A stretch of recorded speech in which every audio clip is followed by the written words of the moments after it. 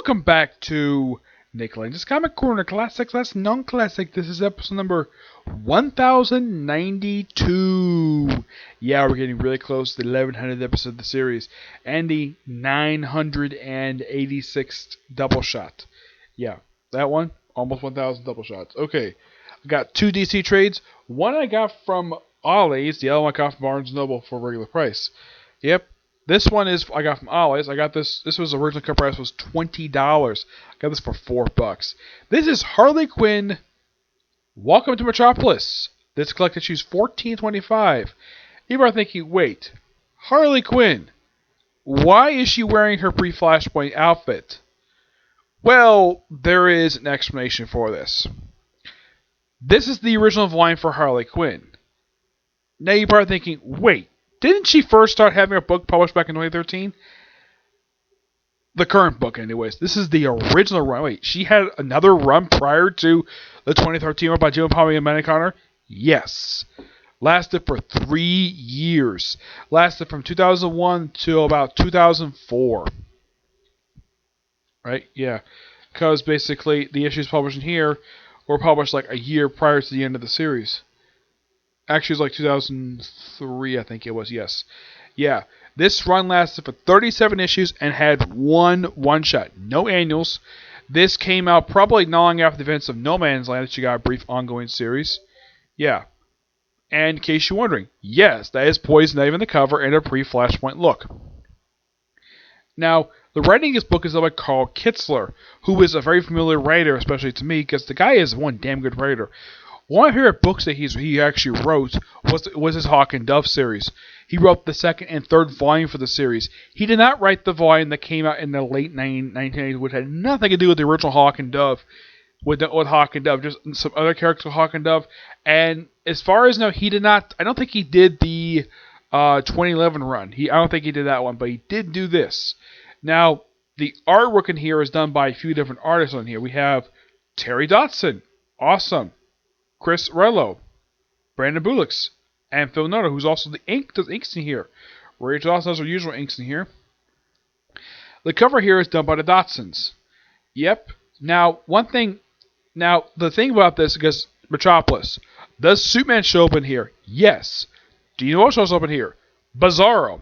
Yes, frickin' Bizarro shows up here. Along with Jimmy Olsen, who actually gets a chance to get a kiss from Harley Quinn in the book. Yep. Definitely. And throughout most of the book, it's just basically Harley and Ivy just having fun in Metropolis. Yep. That's simply put what it is. Get a chance to look at Grant. It's a great set of issues.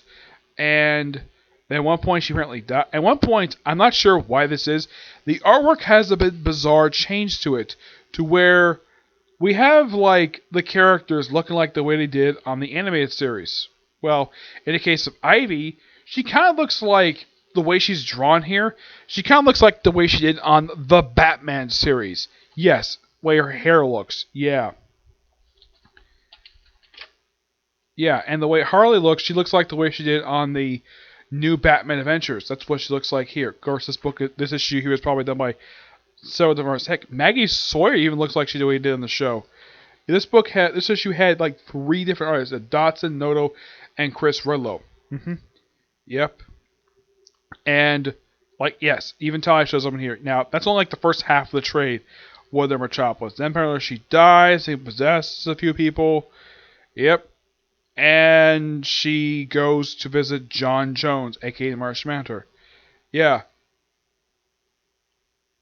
And, well, it's particularly very strange.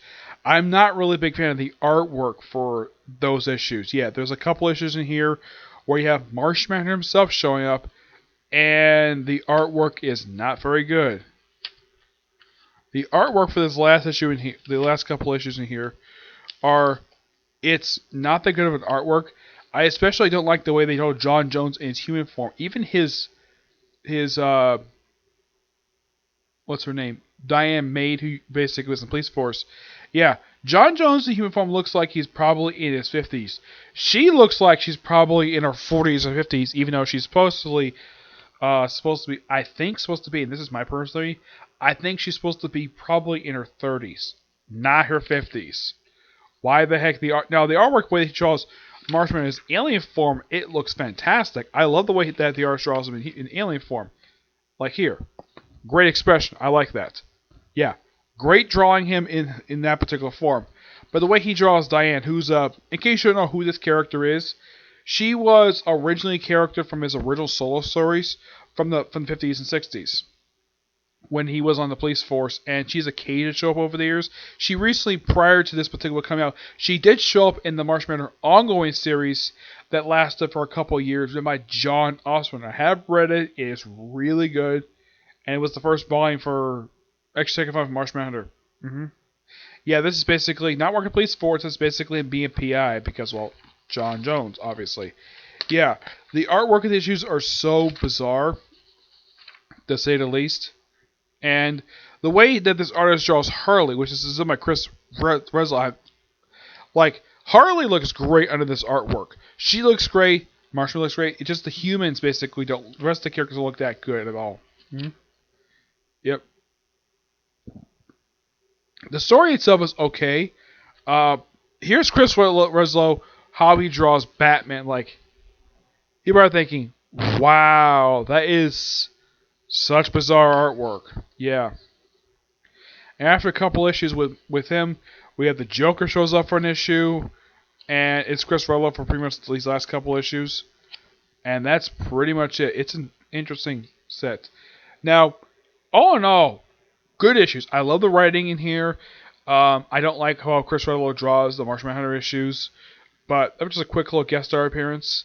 I give this book roughly a 9 out of 10. Really good. Now, the thing about the Martian Manhunter series. Now, I heard a story of why that particular ended after 24 issues. Here's the reason why, and it's quite stupid.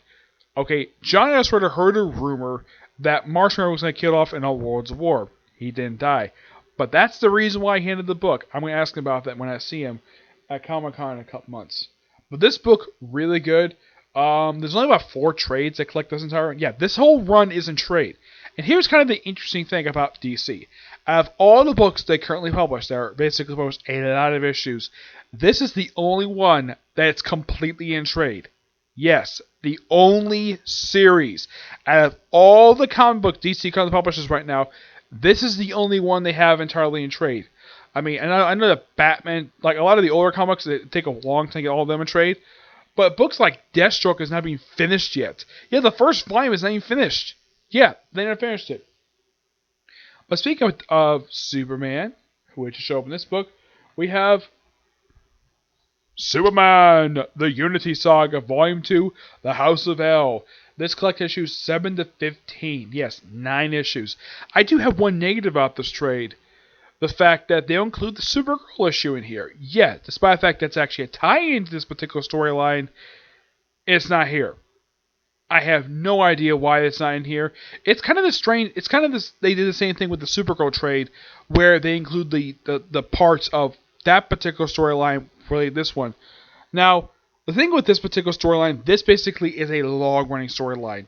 Yeah, basically, John basically explains how he was aged up, and a lot of stuff basically set up here. Where we also have briefly the return of the crime syndicate. And I'm thinking. Now, when I initially saw this, heck, my friend Tivia was kind of surprised about this, seeing the return of the crime syndicate. Why?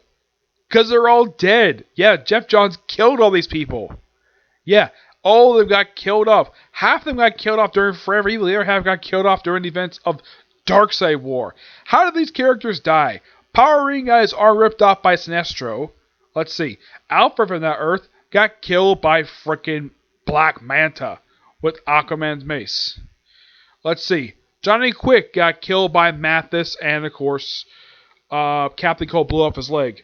Deathstorm got killed by Mathis as well. Mathis is basically the Earth 3 of Lex Luthor. He got killed by Rick Lex Luthor.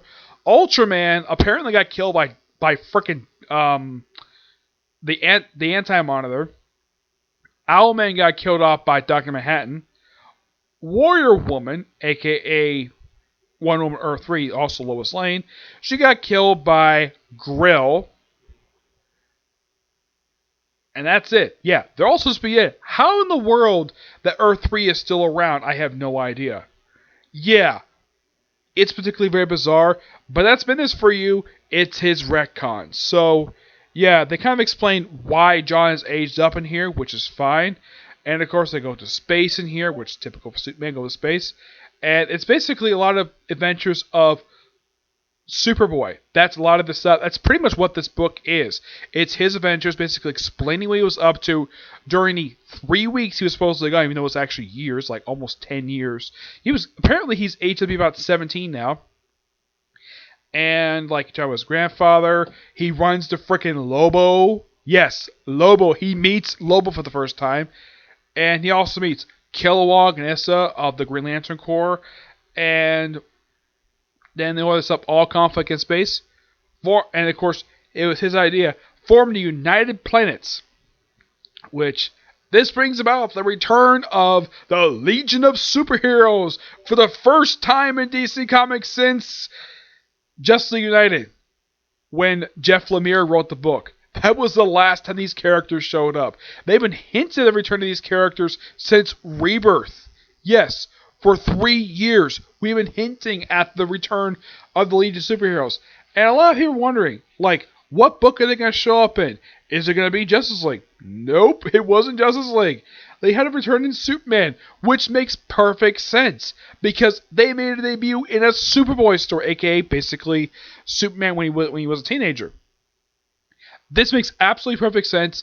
That was smart on the part of Bendis to do. Had the return lead superheroes in the pages of Superman, the character that helped bring about the emergence of the Legion of Superheroes.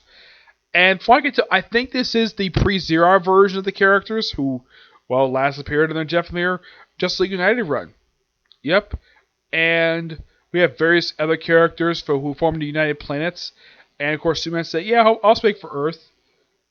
Well, tell that to the United Nations. Yeah. Basically, what John Kent basically says, oh yeah, let's form a UN for space. The United Planets. And the thing is, when Legion arrived, they mentioned, oh yeah, we arrived 4 minutes early. Yep. And of course, they all basically form a union. Great. And this leads to, yeah, the return of Legion superheroes is basically set up for the new ongoing series it's publishing right now. First with the Legion Superheroes Millennium 2-issue miniseries and the current ongoing series done by, of course, by Brian Michael Bendis. Yep. Oh yeah, and they also kind of tie up the storyline of the fact that apparently Jor-El created the creature that was responsible for Krypton's destruction. And according to John Kent, well, I'm going to call him Superboy here, yeah, the reason why, to prevent more things will happen to Krypton. And what's going to happen with this environment of Kryptonians? Well, ones who are not the Superman family, well, they're going to form a new Krypton, basically being a part of this. And it's going to be headed by General Zod. Okay, interesting. One of Superman's, one of his best-known villains is basically he's changed, which is fine. They've hinted at this for quite some time. Yeah. But this is fantastic. Bendis did a great job with the storyline. And a lot of people could say the whole point of the storyline was to basically bring return to Legion superheroes and basically serve as backdoor product for the current ongoing series. The artwork is still done by Ivan Reyes, who does a fantastic job with this book, along with Brandon Pearson, Evan Doc Schenner, and Jason Fabok. Great work. The cover art here is done by Ivan Reyes, Alex St. Clair, and Joe Perito. Alex St. Clair also does the coloring in this book. This book is utterly fantastic. I give this book roughly a 10 out of 10. It's really, really good. I thoroughly enjoy it. I don't know my friend Tivia, basically, what his opinion about these issues are. I would love to hear his opinion. Now, the problem with the trade itself, aside from the non-inclusion of the Supergirl issue, is its price tag. Yeah, and Barnes & Noble, one of the employees, yeah, we're kind of responsive as now. Apparently, Barnes & Noble charged me at least, now this book basically was like $30. Yes, $30 for 9 issues. Now, one thing I also gotta give praise for DC's graphic novel people who make these trades is that we didn't have this storyline, this 9-part storyline split into 2 books. Thank you, God, we did not have that, because that would have been stupid. Because DC and Marvel are known for doing this, where they take a long-running storyline, or at least a miniseries, and split into 2 books. This is one time they actually did not do that. They did it with Doomsday Clock. Well, kind of a reason for that, because the book kept getting delayed, so they kind of released the trade anyways. But a lot of the time, basically, when they have these long-running storylines, they would split the storyline in half and put in 2 books for eventually later on, put them in all one book. They did it with Under Red Hood, where that was originally released as 2 trades, but later combined to 1. Let's see, what's not a good one? Sometimes basically they would shorten it down, what they originally published. But this one, first and the only time I've seen this, where they have a complete storyline, beginning to end, and it's this long, put in 1 trade. Yep. And, oh yeah, the thing ends basically with him going to see how Damien's gonna react to seeing John Kent again. It's been hinted at the Super Sons are over, but it all depends exactly what happens next. I personally, and this is my opinion, I would love to see John Kent join the Teen Titans. He would fit perfectly with that group. Especially since, well, even though, yes, you might think, okay, they have a speedster, they have the muscle for the team, why include Superboy? Well, he's appropriate age now, and 2, like in the case of a few characters Teen Titans right now, which is basically Damien, Red Arrow, Lobo, and Kid Flash, they're related to someone famous. Of course, John Kent is the son of Superman. Damien is the son of Batman. Red Arrow is Green Arrow's sister. Crush is Lobo's daughter. And the second Kid Flash, second Wally West, is the son of a villain, basically one of the Reverse Flashes. Yep. Yeah. Though right now, anyways, they have him part of the lead of superheroes, which is fine. But why not include him also in Teen Titans as well? But that all depends exactly what the writers DC want to do. I would like to see him join, but that depends on Adam Glass if he wants to. Okay? So, that's it for this particular review. And that's it for videos today. So tomorrow, basically, I have roughly 2 videos I'm probably doing tomorrow. One, of course, will be a review of newest episode 7 Deadly Sins, and the another new Watch review. Yep. But until the next view. Bye.